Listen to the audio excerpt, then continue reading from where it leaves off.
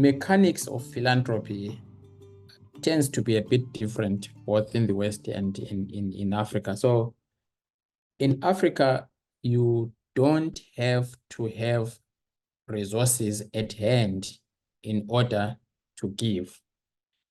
Normally, what happens is we have a huge problem in the community, in the extended family, or whatever, and then we go out and mobilize resources.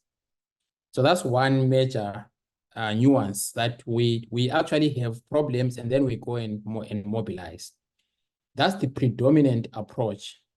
However, in the West, more often you've got resources, and then once you have resources, you go out looking for problems to solve. And that we see in terms of how philanthropy is organized, and how we end up having certain forms of structures that are put in place in order to express and become vehicles for philanthropy. So I think that's one major one that I've noticed and is well recorded even in literature and in different research. The second is that I think for us in Africa, everyone, and I think this is true of every nation, but it's more pronounced among us in Africa, everyone is a philanthropist. In fact, we have even a term that was coined by Susan Maposa and others, referring to the poor philanthropist.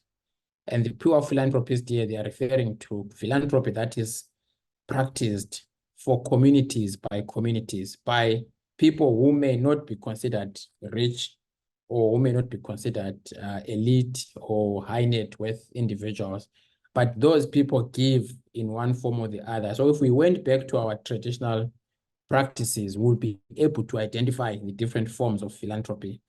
In my culture, there's something called ukusisa, which can loosely be referred to as cooperatives. So that's one. Letsima, ukusisa is something where a rich person, and in our case, it was the chief or whoever was in charge of the community. They used to be the ones who had a lot of kekli, they were rich, and so they would actually take their kekli, loan them to the next family for a number of years, and after that, they would take their kekli and leave something behind. That is what is practiced now in some societies. If you go to Rwanda, so one of their local initiatives is around 1 cow per poor family, which is mobilized by different people, and they buy it, give it to a family. So everyone is a philanthropist in Africa. So that's the second thing that I would talk about. So community philanthropy is a bedrock of development in Africa.